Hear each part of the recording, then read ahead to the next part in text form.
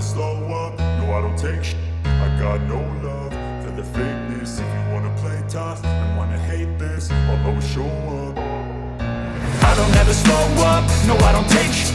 I got no. Aujourd'hui, je vous partage une stratégie précise pour grossir un petit compte de trading, et pour bien commencer cette vidéo, j'ai pensé que ce serait judicieux de vous montrer que ce que je vous enseigne sur YouTube, je le fais évidemment de mon côté, de mon trading personnel. Je me souviens quand j'ai commencé le trading, j'aimais bien avoir des preuves de ce que les youtubeurs traders avançaient, et donc voilà un screenshot où vous pouvez voir ici en bas à droite, tout simplement dans l'historique, que j'ai fait un dépôt de 800 € sur ce compte de trading, qu'il y a eu 35 867 € et 23 centimes de bénéfices à partir de ces 800 €. Donc autant vous dire que c'est une performance d'extraterrestre. Ici dans la ligne retrait, vous voyez moins 186 € et 86 centimes. Ça correspond pas à un retrait que j'ai fait de mon compte de trading, ça correspond aux frais que mon broker m'a pris pour faire ces 35 867 € de bénéfices. Donc vous voyez quand même que moins 186 € de frais sur 36 000 € quasiment de bénéfices, c'est ridicule. C'est pourquoi je vous partage mon broker, parce qu'il a vraiment des commissions très avantageuses, et surtout quand vous faites de telles performances,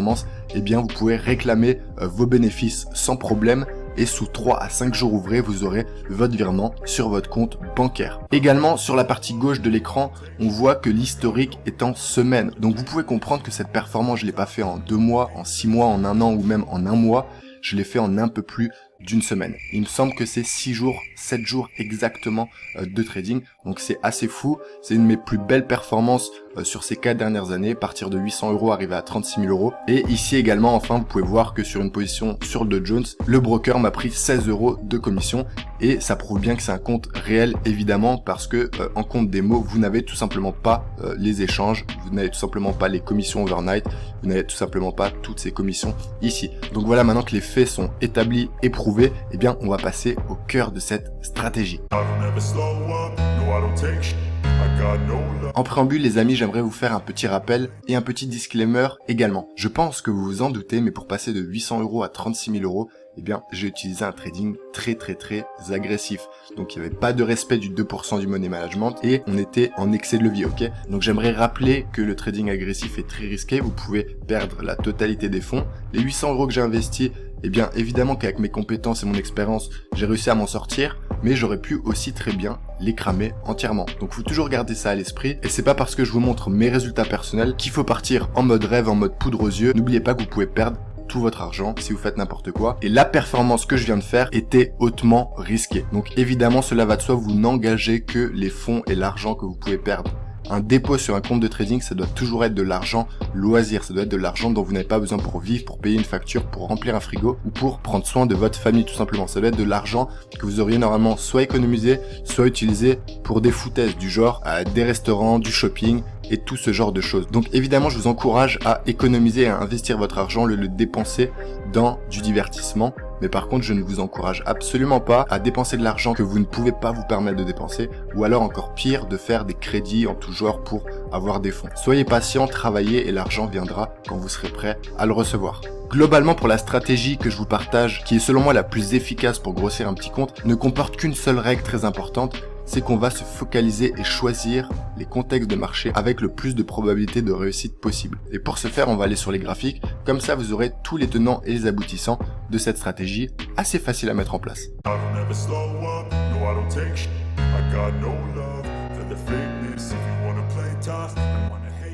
On se retrouve sur le Dow Jones en unité temps H1 pour l'exemple de la stratégie. Et en fait, vous allez le voir, c'est assez simple. Ce qu'on va faire, c'est qu'on va attendre un gros mouvement du marché et ensuite on va rentrer dans ce mouvement pour profiter des mouvements à venir. Pour faire une grosse performance en trading et grossir un petit compte, il faut profiter de la volatilité du marché et il faut profiter quand il décale fortement, quand il offre des mouvements intéressants, quand il offre de la volatilité. Et en premier exemple, pour imager ce que je viens de vous dire, on va s'intéresser à cette partie du graphique. Vous pouvez voir qu'on a 2 flèches jaunes ici. On va bien zoomer, comme ça vous allez pouvoir avoir un visuel très correct. Ok, vous pouvez voir qu'ici, on a eu un premier mouvement du marché baissier. On est en horaire, je vous rappelle, donc là, on a un empilement de bougies horaires à la baisse. On a 1 heure, 2 heures, 3 heures, 4 heures, on a 6 heures consécutives de baisse. Et vous pouvez voir que suite à cette baisse, on a une stabilisation tout à fait saine et normale après un mouvement assez impulsif. Donc voilà pour la stabilisation. Et vous pouvez voir quand même que ce mouvement, on part de 35 500 et on arrive à 34 760, donc on arrondit à 800 et on a une chute en ligne droite en 6 heures de 700 points. Une chute aussi impulsive, aussi volatile, doit forcément vous intriguer et vous intéresser. Maintenant, personne n'est devin, j'ai pas passé un compte de 800 € à 36 000 en utilisant une boule de cristal, je ne suis pas Madame Irma, je ne suis pas magicien, je n'ai rien de plus que vous, j'ai juste les bonnes connaissances et je sais quoi faire sur le marché en temps réel, ok? Et là, quand on voit ça, une chute de 700 points, on se dit qu'il se passe quelque chose à la baisse. Et donc, comme je vous l'ai dit, ce mouvement, personne ne pouvait le prédire, mais une fois qu'il a eu lieu, c'est là qu'il faut savoir agir en conséquence. Et agir en conséquence, c'est ici que ça va se passer. On va attendre pendant 16 heures que la stabilisation du marché se fasse et tout simplement, après un tel mouvement, on s'attend à ce que la chute se poursuive après cette stabilisation. Et le signal d'entrée, c'est la cassure par le bas, très impulsive à nouveau, qui va offrir une poursuite de cette tendance baissière qui se met en place, avec un deuxième mouvement après stabilisation. Et nous, là où on va être intéressé d'entrer en position et donc de profiter de ce mouvement, c'est ici et c'est sur toute cette partie du deuxième mouvement. On peut voir qu'à partir de la cassure et même à la clôture de la bougie de cassure, on est à 34 450 et on descend jusqu'à 33 400. On a une chute de 1000 points. Donc imaginez ici, si vous savez lire et comprendre ce qui se passe, vous avez un excès de levier, vous avez un trading agressif, évidemment que ici vous gagnez beaucoup d'argent. Et un des principes fondamentaux pour réussir à faire ce genre de performance, eh bien, c'est de comprendre que quand on a raison, il faut blinder la position. Ok, il faut blinder la position pour pouvoir en profiter un maximum. Là, il ne faut rien faire, mais une fois que le mouvement est déclenché, une fois que vous êtes en position, dans une stratégie d'excès de levier et de volonté de grossir un petit compte de trading, il faut y aller une fois qu'on a le signal, une fois que le marché nous donne le feu vert, on y va et surtout après c'est de la patience pour tenir le trade le plus bas possible. Ici on comprend que le marché commence à se stabiliser, à s'essouffler parce qu'on a eu quand même un mouvement très impulsif à la baisse en 2 temps, ok? Donc ici on commence à sortir de position tout simplement dans la zone où vous comprenez que le marché commence à terminer son mouvement, ok? Tout est dit en fait sur un graphique à chaque fois. À chaque fois, le marché vous donne des informations. Parfois, il y aura des fausses informations et c'est pour ça que tout le monde perd en trading. Mais dans la majorité des cas, tout est toujours lisible, ok? Donc là, vous larguez votre position, mais en tout cas, vous avez fait votre mouvement. Et vous allez peut-être pas prendre la totalité des 1000 pips. Mais si vous en prenez que la moitié, 500 pips, c'est déjà énorme. Pendant que la plupart des traders débutants galèrent à prendre 20, 25 pips par trade. On s'intéresse à un deuxième exemple et cas concret très judicieux à vous expliquer. On est toujours sur le Dow Jones en H1 et vous pouvez voir ici qu'on avait un super support symbolisé par la ligne blanche. Et d'ailleurs, pour faire les choses de façon carrée, eh bien voilà, on trace le support en zone et pas en ligne fixe. Donc on a ce super support et nous ce qui va nous intéresser pour la stratégie, je pense que vous commencez à comprendre, c'est qu'on attend un premier mouvement impulsif. On va rien faire, on veut juste que le marché donne ce mouvement impulsif et il se trouve que là pour l'exemple, il est ici, ok? Il est ici, il se fait en 2 heures et sur ces 2 heures là, en plus du mouvement impulsif, on a la cassure du support. C'est un range qui a duré du 27 mai au 10 juin. Donc ça fait quand même une bonne quinzaine de jours de trading où on range et là enfin en 2 heures on a la cassure et c'est ça qui doit vous intéresser et attirer votre attention cette fois. Ensuite vous pouvez voir que le marché, comme toujours après une impulsion, que ce soit à la baisse ou à la hausse, il va commencer à stabiliser.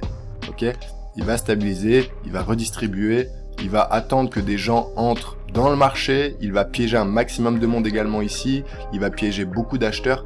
Et ensuite, une fois que le marché aura décidé de reprendre sa tendance déclenchée par le premier mouvement impulsif, là vous devrez rentrer en position à nouveau. Vous ne rentrez pas au début de la figure de stabilisation, vous rentrez vraiment à la cassure, au signal. Si vous attendez la clôture, vous rentrez à peu près à 31 800. Le marché va descendre jusqu'à 30 200. Donc vous avez quasiment un trade de 2000 pips à partir d'ici, alors que vous avez quand même laissé déjà 1000 pips sur le premier mouvement. Mais c'est pas grave. Une fois que le mouvement est déclenché, il faut savoir quoi faire et il faut savoir comment entrer en position. Encore une fois, c'est toujours pareil. Ici, quand vous êtes en position, c'est la patience.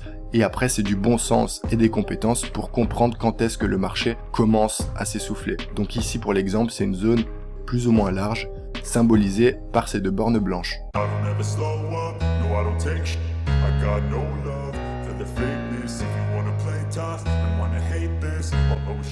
Voilà les amis, je vous conseille très simplement de vous entraîner de votre côté à repérer ces premières impulsions et ensuite aller travailler pour entrer en position et en profiter. Je pense que cette vidéo a été claire de bout en bout pour chacun d'entre vous. Si jamais c'est pas le cas, n'hésitez pas à poser toutes vos questions en commentaire. Je réponds vraiment à tout le monde. Merci pour votre attention et je vous dis à très vite sur ma chaîne YouTube, Le Trader Smart. Ciao, ciao. If you wanna play tough and wanna hate this, I'll always show up. I don't ever slow up, no I don't take